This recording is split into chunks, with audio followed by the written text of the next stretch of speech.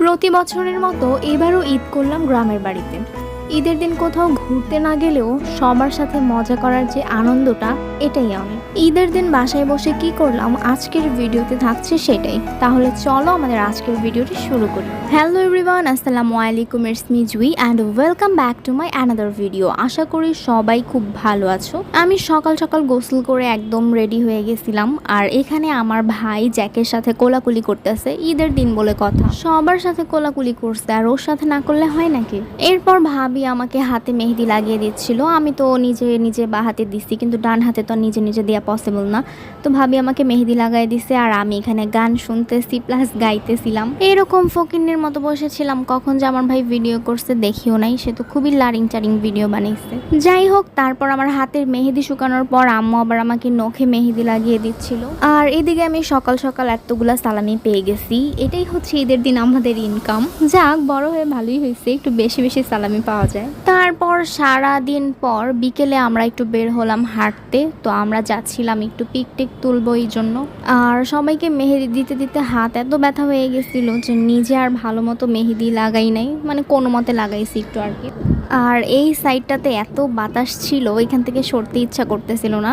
By the way, আমাকে আজকে কেমন লাগতেছে অবশ্যই জানাবা। আর আমি যে সুন্দর ড্রেসটা পরে আছি, চলো তোমাদেরকে সেটা একবার দেখিয়ে দিই। আজকে আমি যে ড্রেসটা পরে আছি এটা কিন্তু রেড না, এটা একটা মেরুন কালার ড্রেস। এই ড্রেসটা তোমরা রেডিমেড পেয়ে যাবা, আর প্রায় 4 থেকে 5টা কালার অ্যাভেলেবল আছে। এই পেজের স্ক্রিনশট আমি ভিডিওতে দিয়ে দিয়েছি, আর ডিসক্রিপশনে লিংক দিয়ে দিব, তোমরা চাইলে ভিজিট করে আসতে পারো। এই ড্রেসটার পুরোটাই প্রায় কাজ করা, আর সালোয়ারটা এত সুন্দর করে ডিজাইন করা। আমার সালোয়ারটা খুব বেশি ভাল লাগছে।